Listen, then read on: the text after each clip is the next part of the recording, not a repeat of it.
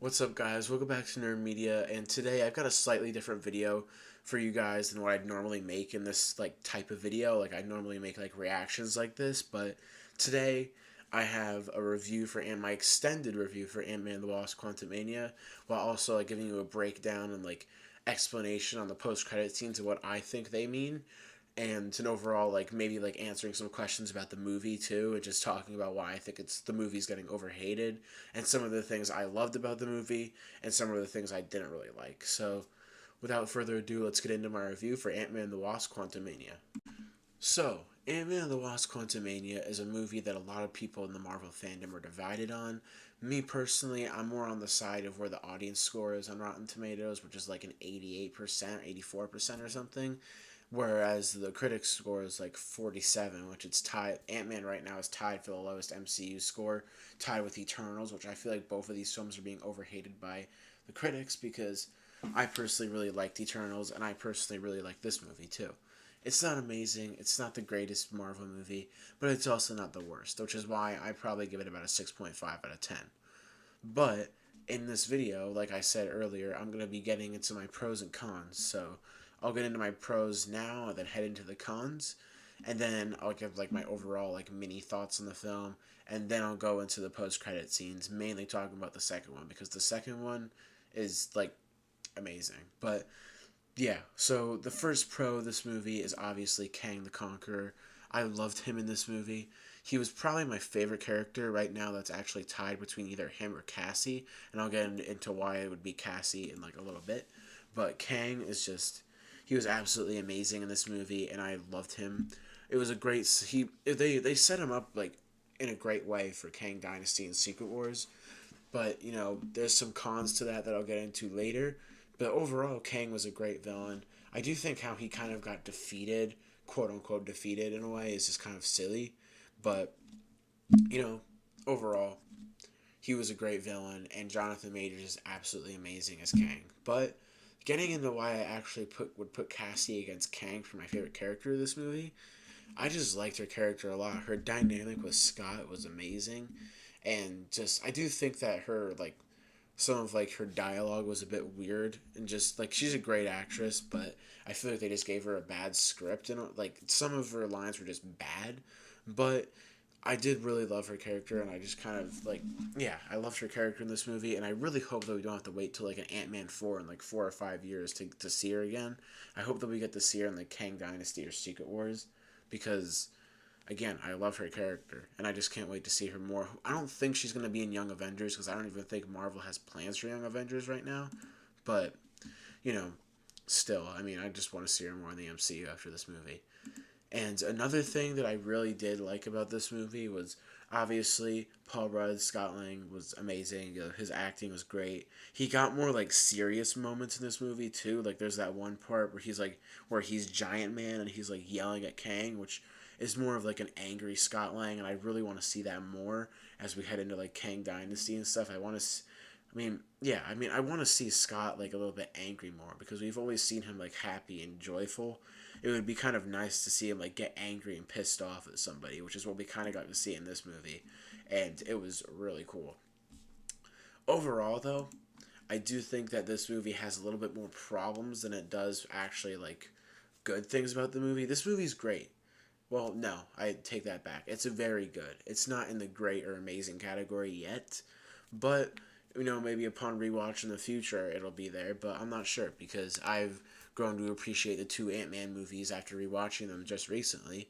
But yeah, overall, this film probably for me gets about a 6.5 out of 10. It's not great, and it's also not horrible. It's not the best MCU film, and it's not the worst. I think it's right there in the middle of where I'd rank all the MCU projects. It's probably above most of the Disney Plus shows, but still. And now I'm gonna get into some of the cons of the movie. And I think that the Wasp was underused in this movie. For a movie that's called Ant-Man and the Wasp: Quantumania, the Wasp really felt like a side character to me, and I know this is a problem that a lot of people have mentioned, but it's just really noticeable and something that I can't leave out because it's kind of messed up how little she was in this movie for where her name is in the title. I mean, it would have been nice to see her more in this film. But one thing that I do have like as a takeaway from her character in this movie is that she was like more of a heroic figure than Ant-Man in this movie. Like when they're getting sucked into the quantum realm, you see Hope just like, slap on her suit and then go down there. When Scott is really just trying to like hold on to his daughter and stay on Earth. And then we later see Scott like not wanting to help the people in the quantum realm. Hope is like help protecting her family and stuff. So I feel like she's more of a heroic figure in this movie, but we just didn't get to see enough of her. More people that we didn't get to see enough of, which is going to lead into like the big main problem of this movie, is we didn't get to see like Luis and the gang and like Cassie's family and stuff. I mean, we got to see Scott and Hope and stuff, which are I guess considered her family, but we just get to see like the original like the actual like characters that make an Ant-Man movie an Ant-Man movie. Like the biggest problem that I have with this movie is that it didn't feel like an Ant-Man movie. It obviously felt like a beginning to Phase 5 with Kang being there and everything. But it just felt like a normal sci-fi Marvel movie. And more than like an Ant-Man heist movie. Like the thing about the Ant-Man movies that makes them so special, especially the first one, is how it's like a grounded heist film. But this film was just straight up just quantum realm crazy sci-fi stuff. And I guess if you think about it, we were kind of building up to this from the start with being introduced to the quantum realm. But I feel like they could have handled it a little bit better by still making it like something like an Ant-Man movie. But I do think that that is the biggest problem, but there's also like other problems for me, like how easily Kang got defeated in this movie with like just a colony of ants just attacking him. I mean, he's Kang, he's battled Avengers. I don't understand how that could defeat him, but that's just a small problem that I have. And yeah, I mean, there are other many like MODOK was one of my big problems in this movie. I don't really know how to describe it. I just feel like he was just like a big problem in this movie for me. He was good. He was always like the butt of the joke, which is obvious. He was pretty funny. I mean, none of the characters, including me, I couldn't even take him seriously. I was happy whenever he put his helmet back on. But yeah, overall, this film is decent.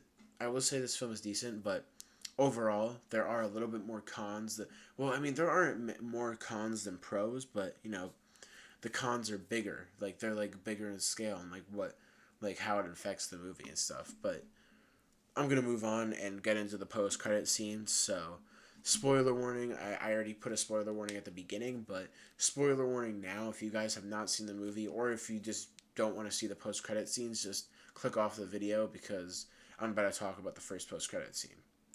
So, the first one sets up the Kang Dynasty in a way where it just like shows almost every single Kang variant. Where you got Rama Tut, Prime Kang. I forget the one in the middle's name, and these seem to be like the three leader like main Kangs, which I mean is kind of obvious in this trailer. I mean in this post credit scene, but it was really cool to see like the Council of Kangs basically, and how it was kind of taken from a comic book that I forget the name of it. It was taken it was taken from a comic panel. I forget what the name of it was, but this post credit scene sets up the Kang Dynasty in a theory that I have that I'm actually gonna have coming out in another video, where it's like about the whole Kang in this movie, him becoming the Beyonder and all that. It may not make sense now as I'm saying it, but trust me, it will once I talk about it more in a video coming soon. But overall, this post credit scene, it was a little bit goofy and I couldn't really take it seriously like after watching it for the first time, but I get what it was trying to do and it set up Kang Dynasty pretty well. So be on the lookout for my theory video about this post credit scene. I'll get into it more because right now I just want to talk about the second post credit scene. And the second post credit scene sets up Loki season 2. This was like a clip from Loki season 2, I'm pretty sure, but where we see Victor Timely, who, shout out to New Rockstars by the way for this theory. This is not mine.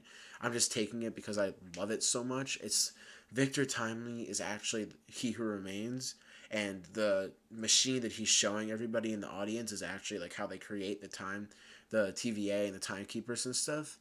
And yeah, again, shout out to New Rockstars for that theory. That was not mine, and there was no way I could have thought about that because the amazing brains that work at New Rockstars are like amazing, and the Loki post credit scene just blew me away. I mean, I love that post credit scene a lot. It's one of my favorite Marvel post credit scenes right now, actually. But yeah, there's supposed to be a Loki season 2 trailer, I think, coming out tomorrow. Don't take my word for it. I just heard it going around somewhere, but I'm not sure. So yeah, overall, both post credit scenes are pretty good. This movie was pretty good. I